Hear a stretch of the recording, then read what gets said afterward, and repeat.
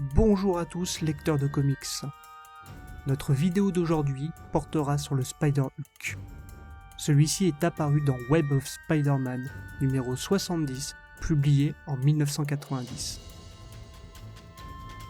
Après un combat avec l'incroyable Hulk, Spider-Man revient à New York avec un appareil de bioénergie. Un mécanisme qui a été subtilisé pendant la bataille. Lors de cet affrontement, Spider-Man se fait frapper accidentellement par les rayonnements de la machine. Et Hulk tire parti de cet avantage pour assommer l'incroyable araignée, en les laissant pour morts.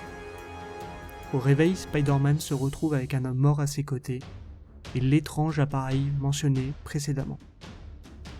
Se sentant faible, Spider-Man reprend l'apparence de Peter Parker, et décide de stocker l'absorbeur d'énergie dans l'un des casiers payants de Grand Central Station, jusqu'à ce qu'il puisse se reposer et revenir le chercher. De retour de la gare, quand Peter arrive chez Jameson Publications pour donner les photos qu'il a prises, Jameson et Betty commencent à disputer Peter, car il s'est volatilisé une énième fois sur la scène de l'événement sans dire où il allait. Dû à la pression des nombreuses questions, reproches et menaces de ces deux personnes, Peter s'emporte rapidement, il leur crie de le laisser seul, puis sort en trombe du bureau, en sentant que quelque chose ne va pas.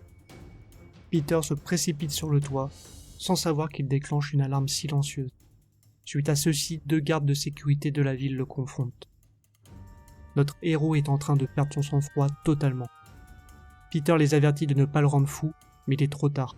Tout à coup, l'homme araignée grandit, sa peau devient verte, devenant le Spider-Hulk. Les gardes effrayés ouvrent le feu sur la créature, mais leurs balles rebondissent sur sa peau. Spider-Hulk fait valser les gardes et saute du bâtiment. Confus et épuisé, il atterrit dans une zone de la ville, puis s'endort en revenant à sa forme humaine. Au moment du réveil, il se retrouve entouré de sans-abri. Par chance, ces personnes sont venues à son aide. Spider-Man les remercie, mais craignant qu'une autre transformation ne les mette en danger, il décide de les quitter aussitôt. Suite à ça, il décide de rendre visite à Betty Brant à son appartement pour en savoir plus sur l'inventeur de l'appareil de bioénergie, un dénommé Armand Jones. Betty donne à Peter ses notes, mais remarquant qu'il n'a pas l'air bien, elle suggère d'appeler sa femme. Cependant, Peter dit qu'il n'y a pas de quoi inquiéter Mary Jane, et refuse donc sa proposition.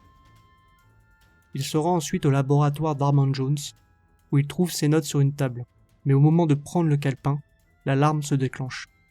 Le bruit irrite suffisamment l'homme araignée pour déclencher une autre transformation en Spider-Hulk.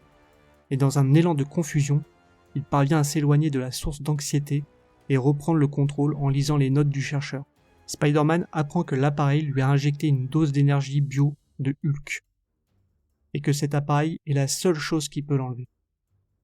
Alors, il retourne à Grand Central Station pour récupérer l'appareil dans le casier de stockage.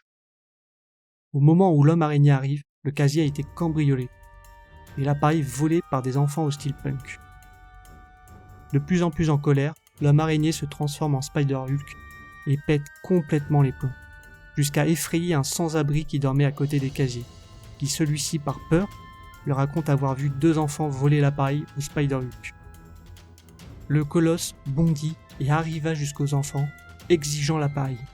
C'est alors que les officiers, non loin, ont ouvert le feu sur le Spider-Hulk. Il commença donc à écraser tout ce qui se trouve autour de lui, puis finit par faire écrouler le plafond ainsi que l'horloge de la gare sur les officiers de police afin de couper net à la poursuite des agents. Suite à ça, il saute ensuite sur les enfants pour prendre l'appareil qui le frappe accidentellement de nouveau, évacuant tout le rayonnement gamma de son corps et le ramenant à la normale.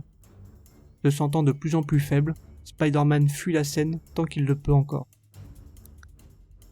En se reposant, non loin de là, il voit l'un des panneaux d'affichage de la ville faisant la promotion de Spider-Man, le laissant se demander comment les journalistes vont le présenter comme un héros après cet incident. Voilà l'histoire du jour où Spider-Man s'est transformé en Hulk. Néanmoins, un reboot a été fait dans un one-shot d'Immortal Hulk en 2020, donc si vous avez aimé découvrir ce personnage, n'hésitez pas à partager cet épisode, ce serait vraiment sympa. Quant à moi, je vous retrouve pour un prochain épisode d'un héros devenu une quasi-divinité dans l'univers Marvel.